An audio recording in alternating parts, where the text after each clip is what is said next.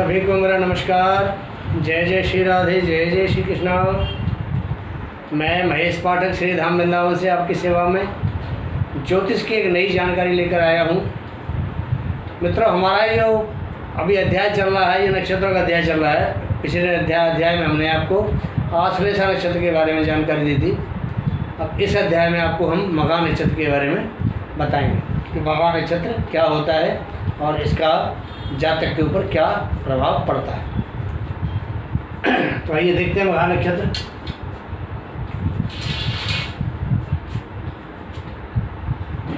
हमारा चैनल है ज्योतिष सेवा आपके द्वार।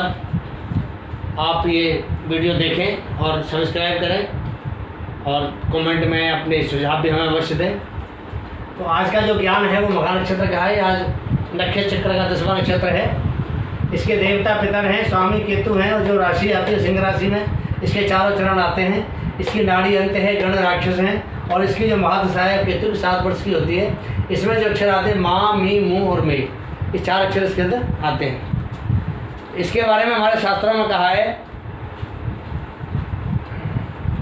बहुभ्रतो धनी भोगी पितृभक्तो महादुमी चमूनाथो राजसेवी मघायाम जायते नर।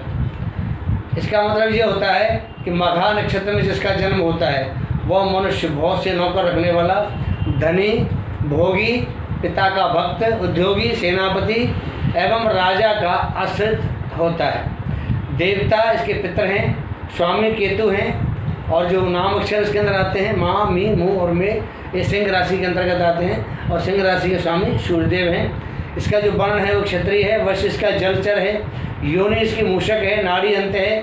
गण राक्षस हैं। और 4 चरण में जो इसका फल होता है वो मैं आपको बताता हूँ। अगर पहले चरण में जातक का जन्म होता है तो वो माता के लिए ठीक नहीं होता है। दूसरे चरण में जब अगर जन्म होता है तो वो पिता के लिए भयकारक होता है।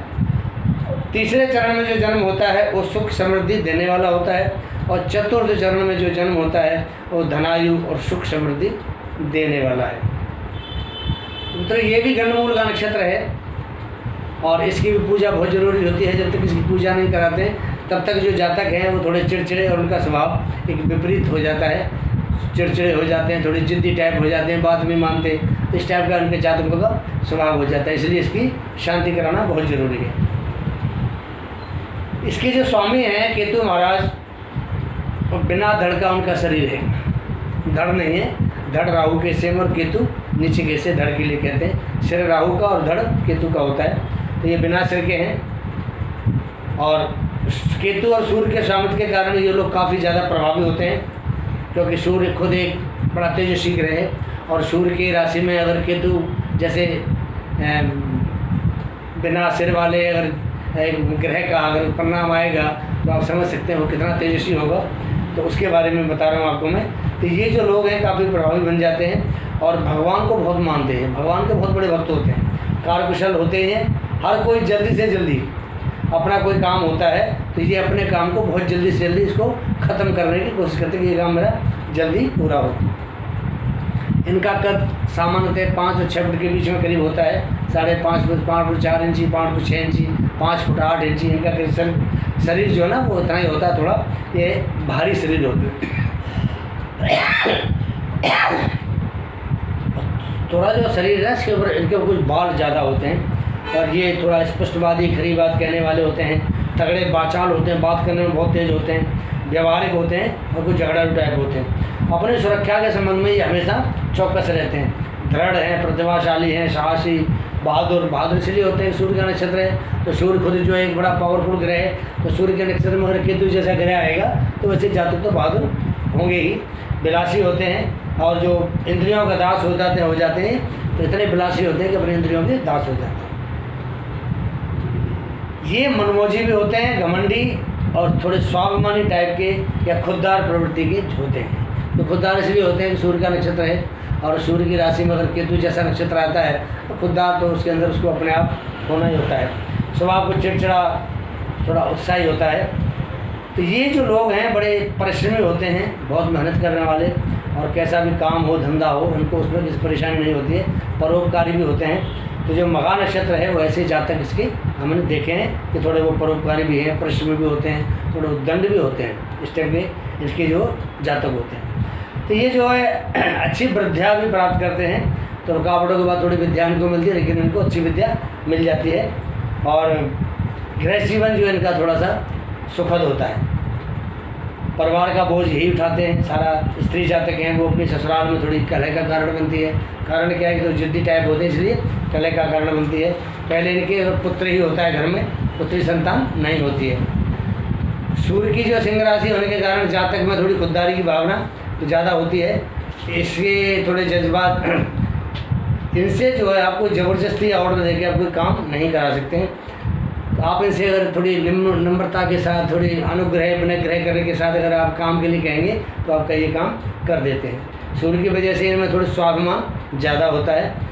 ये इशारों में बातों को समझ जाते हैं। आपने कोई इशारा किया, कोई बात आप कहना चाहते हैं, फ़ौरन आपकी बात को उतार जाएंगे कि ये इस टाइप के बंदे होते हैं। इनको जो है, जो हमारे समाज में वरिष्ठ नागरिक होते हैं, बुजुर्ग होते हैं या समाज के सम्मानित व्यक्ति होते हैं, उनका भी इनको सम्मान प्राप्त होता है। और ये थोड़े व्यवहार कुशल होते हैं, तो इनमें नेतृत्व करने की थोड़ी क्षमता भी होती है। जैसे मंच को बड़ा अच्छी तरह से हैंडल कर सकते हैं। वक्त अच्छे वक्ता भी होते हैं, कुछ कहना होता है, स्पष्टवादी होते हैं, साफ सुथरी बात कहते हैं, इसलिए समाज में थोड़े से पसंद किए जाते हैं। ये थोड़े जो लोग हैं झूठ बोलना या झूठ सुनना पसंद नहीं करते हैं। ये थोड़े न्यायप्रिय होते हैं, अन्याय इनको थोड़ा बर्दाश्त नहीं है। किसी के सामने जल्दी से ये झुकते नहीं हैं, गलती होने पर पूरा पश्चाताप भी करते हैं। इस नक्षत्र की जन्मी जातिका जो है, जो महिला जातक होती हैं, उन पर केतु और सूर्य का मिला जुला प्रभाव होता है। ये जिद्दी टाइप की होती हैं और अपना दाम्पत्य जीवन जो है, जो पारिवारिक जीवन है, गृह जीवन है, उसको ये अपनी जिद के कारण खराब कर लेती हैं। पति पर धाक जमाती हैं, छोटी छोटी बात पर उसको अपमानित करती हैं। तो इनकी वजह से जो है इनकी ससुराल में इनको कलेश पैदा होती है और इनका जो गृह जीवन है वो थोड़ा नरक बन जाता है। और इसका कारण ये खुद होती है। अगर शनि मघा नक्षत्र में हो तो, और मंगल से शनि अगर देखा जाता हो तो गृह जीवन इनका खराब हो जाता है। मघा नक्षत्र वाले जो जातक हैं, भाई बहन से प्यार करने वाले, उनकी हर जिम्मेदारी को पूरा करने वाले, और चंद्र के साथ अगर गुरु की युति है, अगर जन्म कुंडली में चंद्र के साथ में गुरु की युति है तो उच्च शिक्षा, ऐशो आराम की जिंदगी देता है। सूर्य अगर नीच का है और शनि मघा नक्षत्र में हो तो गृहस्थ खराब हो जाता है। तो सूर्य नीच का तुला राशि में बनता है और शनि मघा नक्षत्र का मतलब सिंह राशि में होता है, तो इनका जो गृह जीवन है वो खराब हो जाता है। अगर सूर्य उच्च का है या स्वराशि का है, अपनी राशि में बैठा हुआ है, तो जातक जो है उच्च अधिकारी बनता है। ये अच्छे भविष्य वक्ता भी होते हैं। कार्य क्षेत्र में जैसे इनके लिए केमिकल है, दवाओं की फैक्ट्री है, और ये जो सर्जन हैं, डॉक्टर हैं, सरकारी अधिकारी बन सकते हैं, कर्मचारी बन सकते हैं, सुनार का काम कर सकते हैं। ये हथियार बनाने वाले, ऑपरेशन संबंधी जो औजार बनते हैं उनको बनाने वाले, ये डिफेंस विभाग में बड़े अफसर बन सकते हैं और उसमें ये बड़े सफल भी होते हैं। अब बीमारी के लिए इनको जो है, जैसे गम है, थोड़ा कोई शौक लगता है, गम जो दुख होता है वो इनको थोड़ा बर्दाश्त नहीं होता है।